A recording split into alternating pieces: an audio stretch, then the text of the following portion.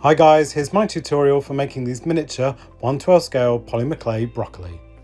I'm going to show you in a few simple steps how you can make these realistic miniatures. As I've suggested in my other videos, it's always useful if you can have a reference of the item you're making in front of you when you're sculpting.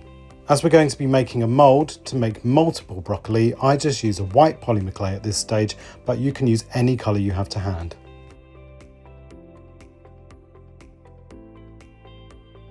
I roll this out and cut into small pieces roughly the size of my fingernail once rolled into a small ball.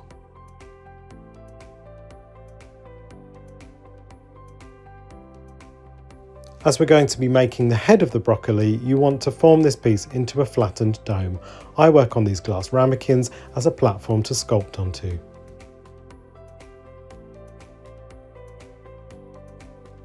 Taking some more polymer clay and rolling this out into small balls, I attach these onto the larger domed piece. These can be fairly random and don't have to be any particular size. These will form the florets of the broccoli. Once you've covered the dome fully, then you can start to go in with your detail tool and add some texture to each of these pieces. Now time to start working on the stalks of your broccoli. I roll out my polymer clay into thin pieces like this. Using a central section and then two side pieces, you want to form something that resembles this shape. I make several of these and then attach them to a larger central piece for my broccoli stalk. I position them with my knife blade, and then once happy, I start to blend them in with my detailing sculpting tool.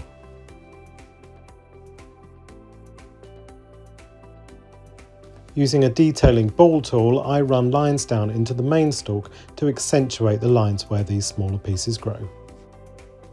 Once these are completed, you can bake the two pieces, the head and the stalk, in the oven for 25 minutes on 110 degrees C. Once those pieces are baked and cooled, we're going to use a 2-part silicone putty to make our mould. Simply mix the two parts together and you've got roughly 5 minutes before this sets hard. I like to roll it out, flatten it with a knife and add a small amount of corn flour or baby powder to the top side of the mould. I then start to push my pieces in and make sure they're fully submerged into the putty. Make sure you leave the ends of the stalks exposed, as we'll need to see those later. I shape this into a block while it's still malleable and repeat the same process for the broccoli heads. Once the putty is set, you can simply pop these pieces out like so and you've got a mould ready for your broccoli. I always dust the inside of the mould with some baby powder or cornstarch to prevent the polymer clay from sticking. I use a mix of pale green and translucent polymer clay to create my broccoli. Once you've filled your mould, you can go around the edge of this with a detailing tool and create some texture to the underside of your broccoli. I then use a tool to create an indented section, which is where the stalk is going to be attached. For the stalk section of my broccoli, I cut the mould in half to ensure I could remove the polymer clay once pressed in. So repeating the same process you did for your broccoli head, I fill these half moulds with polymer clay and ensure all of the details are filled with a detailing tool. You can then push the two half mould pieces together like so and gently squeeze these together so the two pieces join. Once you're happy these two pieces are joined, you can then gently remove this from your silicone mould. Taking your stalk section and the floret section, which is still in the mould, you can then offer the two pieces up to each other. Position the stalk in the indented underside section of the head and start to blend this in with your detailing tool.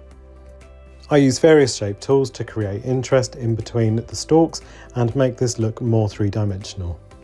I go in with my mini brush tool to add more texture and detail, and then back in with my needle style tool to add further detail to the underside of the broccoli head. Once you're happy, you can simply pop this from your silicone mould, and there is your nearly completed broccoli. I lay this back on my glass ramekin and tidy up any other details that I might have lost whilst in the silicone mould.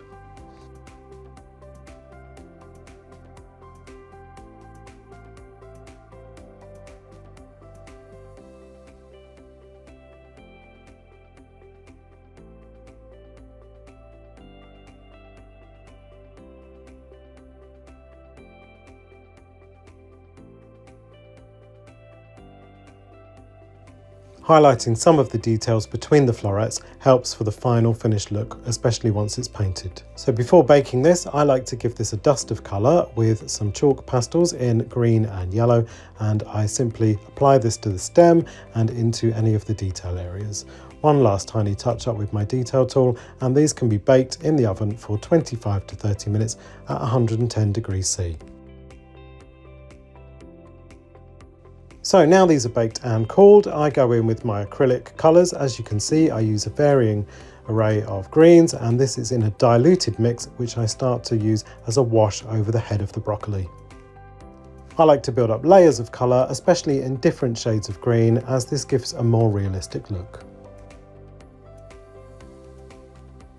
Again, highlighting some of those detail areas between the florets helps to create depth and shadow in your finished piece.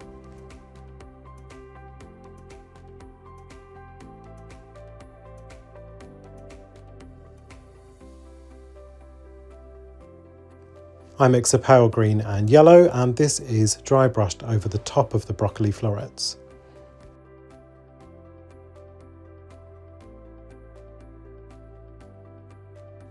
Using a fine detail brush, I then go in with a green acrylic paint and add tiny V sections to my stalk where it looks like leaves would have been attached to the broccoli stem.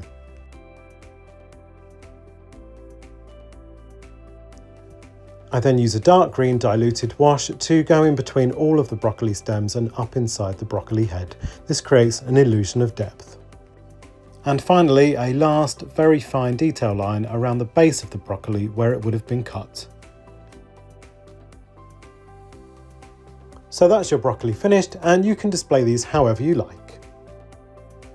Well, that's it folks. I really hope you've enjoyed this tutorial, and if it's inspired you to get creative, then please do hit the like button and subscribe to my channel, Steve Putnam Design, for future updates.